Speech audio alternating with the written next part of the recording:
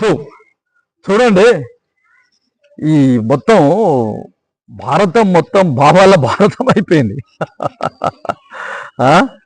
అక్కడేమో రామ్దేవ్ బాబా, ఇక్కడేమో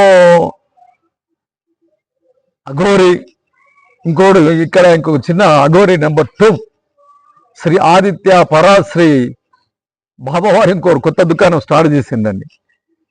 వీళ్ళు ఎవరు ఏ దుకాణం అన్నా పెట్టుకోవచ్చు అండి. భారత రాజ్యాంగం ప్రసాదించిన హక్కు. ఎవరు ఏ వ్యాపారమైనా చేసుకోవచ్చు చట్ట ప్రకారంగా. ఎవరు ఏ దేవునైనా పూజించుకోవచ్చు చట్టపరంగా. ఎవరు ఏ మత ప్రచారాన్నైనా చేసుకోవచ్చు చట్టపరంగా. ప్రజల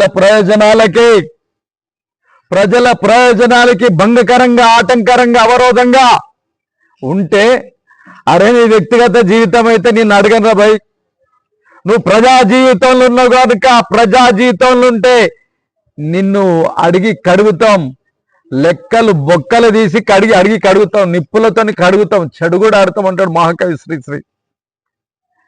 మిస్టర్ బాబా, యోగి బాబా, జోగి బాబా, యోగా బాబా, అఘోరి బాబా, శ్రీ ఆదిత్య పరశ్రీ బాబా, వీళ్ళ భాగవతాలు ఒకసారి చూద్దామండి. ఏం లేదండి, ఇప్పుడు నేను మా నాన్నగారు ఖమ్మం జిల్లా, మాది ఎల్లందు సింగరేణి కాలనీస్ అయినప్పుడు కూడా ఇక్కడే అవతాపురం అని, రేగల అవతాపురం అని తొర్రూరు దగ్గర మహబూబాద్ జిల్లా, ఇప్పుడు అక్కడ ఉండే మా నాన్నగారు. మా తాతగారు డాక్టర్ గారు ఉండే. మా నాన్నమ్మ చనిపోతే మారుతల్లి మంచిగా చూడకపోతే హైదరాబాద్కి పంపించి హైదరాబాద్కి పరారే ఇచ్చిండు. ఇక్కడ ముస్లిం అతను మా నాన్నని ఎర్రగా అందగా ఉన్నాడని, ఇప్పుడు మన సీతారామేశ్వరి గారి ఎంత అందంగా ఉంటాడో బాల్యంలో మా నాన్నగారు కూడా అట్లనే ఉండేది. ఎర్రగా కర్లింగ్ హెయిర్స్, చక్కటి రూపంతో ఉండి మా నాన్నగారిని పెంచుకొని మొహమ్మద్ రసూల్ అని పేరు పెట్టిందండి. పెట్టి మా నాన్నగారు ఉర్దూ, అరబ్బీ నేర్చుకున్నాడు. బైబుల్, దివ్య ఖురాన్, భగవద్గీత, రామాయణం ఇవన్నీ చదివేది. రోజాలో ఉండేది, నమాజ్ చేసేది, ఫాతియాలు ఇచ్చేది, చాలా చాలా పద్ధతులు ఉండేది. ఇక ఆయన ఇల్లందుకు వచ్చి మేము మా కుటుంబ నేపథ్యం ఉన్న తర్వాత అంతా హైదరాబాదీ వంటలు, హైదరాబాదీ అత్తర్లు, హైదరాబాదు రోడ్స్లు, హైదరాబాదు కథలు ఉండేది.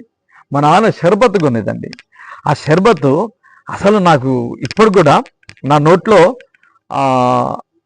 ఊరట వస్తుంది అన్నట్టు. ఇక్కడికి నేను ఎవరైనా కొత్తలో హైదరాబాద్కి వచ్చిన వాళ్ళని నేను ఒకటే మాట చెప్తా ఉండేది.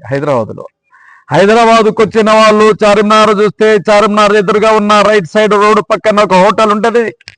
ఆ హోటల్లో ఫలుదా అని ఉంటుంది. ఆ ఫలుదా